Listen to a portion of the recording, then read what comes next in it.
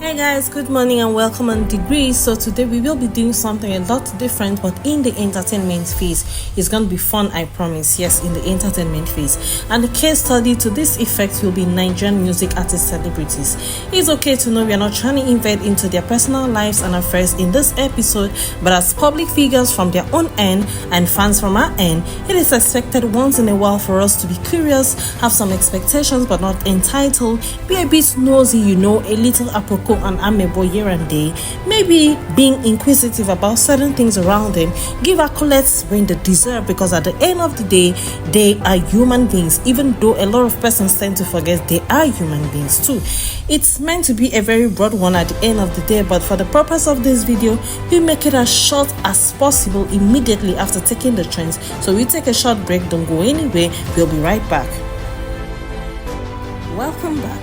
On Monday, Enugu State topped the chart of trends as Enugu State government has given churches and mosques 90 days to disconnect all loud outdoor speakers. The Chief Justice of Nigeria topped the chart of trends on Monday likewise, as the National Judicial Council has recommended Kekere as the next Chief Justice of Nigeria.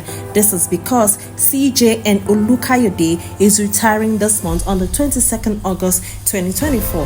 On Tuesday, EFCC topped the chart of trends as their official account has been hacked down by some cybersecurity experts. GTB topped the chart of trends as well on Tuesday, as they have confirmed that indeed there was a hacking attempt on their website, but no data was breached. On Wednesday, South Africa's Chidima Vanessa Adeshina topped the chart of trends as she joins the Miss Universe Nigeria 2024 representing Taraba.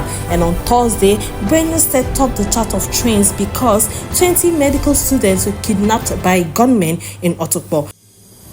On Friday, Olalekan Oni, the Chief of Staff to the Faculty President, Social Sciences, topped the chart of trends as a magistrate court in Ekiti has dismissed the two court charge of indecent assault. In reaction, Mr. Oni said it was perhaps a political move from desperate oppositions seeking power during the SUG elections.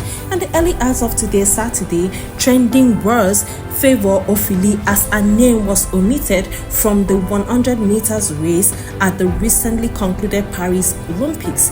The Athletes Federation of Nigeria official has been on a matter. Likewise, this morning as well, NAFDAC topped the chart of trends as the Boss factory producing fake drinks. They arrested 3 and 6 products of over 200 million naira. That will be all for trends. We take a short break, don't go anywhere, we'll be right back. Welcome back.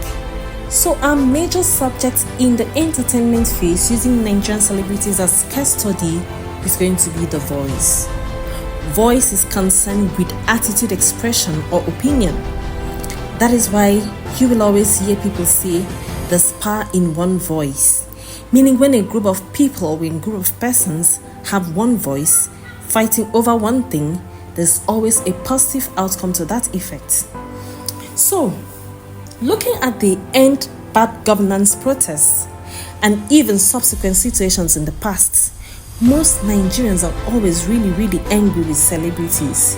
They feel they do not or they don't do enough for the people they call fans. They feel they don't, do enough for the people who appreciate and value their art.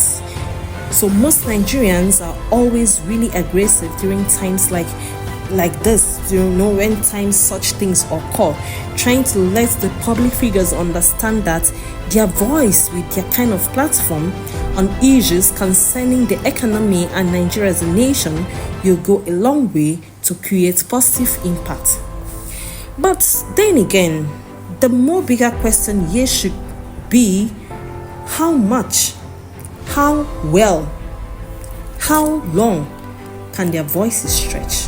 How far will their voices go, considering the type of government Nigeria has?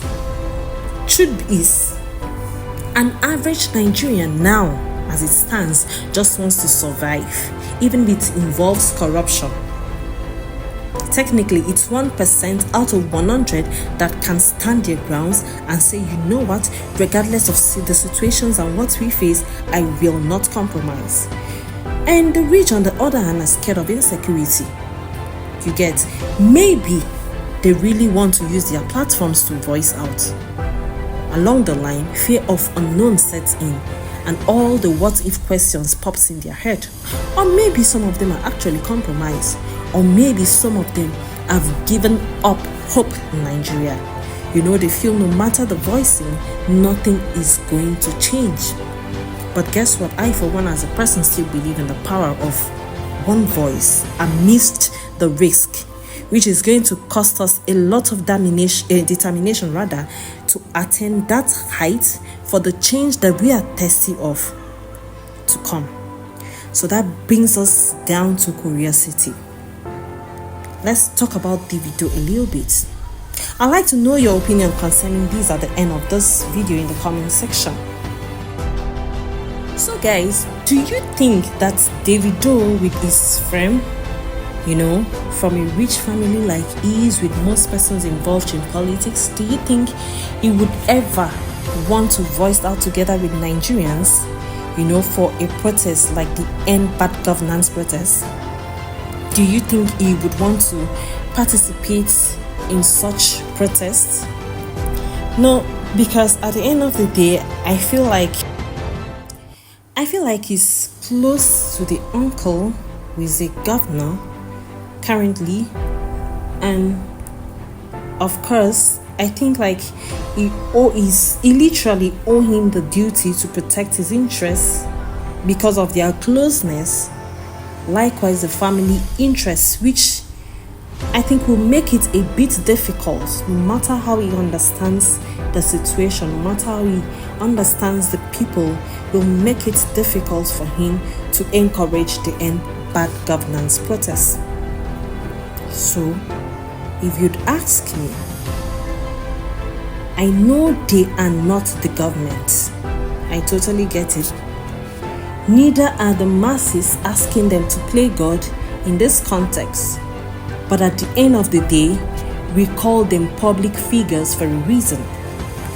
We expect where our voices can't reach, theirs will do the magic.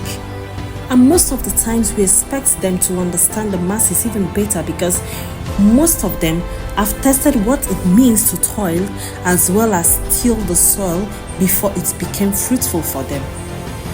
We expect them to show that they are concerned by using their platforms to speak up politely to the government. So right now, currently, for the masses, it's not even about the platform, it's not even about the government, it's not even about what we stand to get. But we are having this confidence in them, we are trusting them, we are believing in them to use their platforms because we feel they're not compromised, because they're not politicians. This is the confidence we have in them. This is why we feel they should use their platforms for us. This is the confidence we have in them. And that's why the masses at a time always desire the need for them to use these platforms of theirs to voice out for us. We expect that they should use their platforms anytime we desire for this, just to show us that we care. This doesn't mean we are trying to be entitled because we stream. No, we stream their work, not at all. But we just feel they would understand us better, and we have this confidence in them that they are not compromised, neither are they politicians. So standing as their voices being as an intermediary in this context will go a long way for the masses. And so for some weird reasons, I for one, not trying to be nosy, but I'm just wondering how people like Eniola Badmus, Toyin, Yo, and the likes of them are just really comfortable hearing the cries of the people, seeing the suffering in the nation, and all y'all rise up in the internet space is all, I quote rather, all will be well with our country, Jagaban will fix it. Whoa. And this leaves me asking questions like, why is the federal government placing protest sponsors on watch lists? Why? What is their offense? Because by the time you place someone on a watch list, you must state the offense of that person.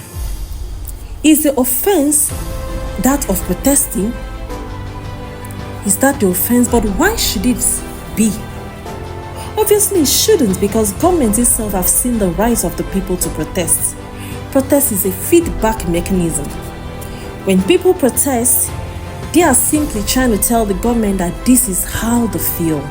This is what they feel about your actions. This is what they feel about your policies. This is how they feel about your programs. And it's an input that the government is supposed to take positively and reflect into its future actions and policies. Likewise, if there's no feedback mechanism in the system, it doesn't allow the government to know how the people feel. It doesn't allow the government to serve the people better. It doesn't also allow the people to participate in democracy. And I hope someday you understand. Well, at the end of the day, I give accolades to Faust, the bad guy, Shane Kuti, Mr. Macaroni, Toke Makinwa, and lots of them who stood with fellow Nigerians to voice the end bad governance. At the end of the day, I like to encourage, be the change you desire to see in the nation, and reach out in one love towards remaining responsible in your capacity in these down times. So we call it a wrap. My name is Eddie Naji. See you next time, same platform, same day, signing out.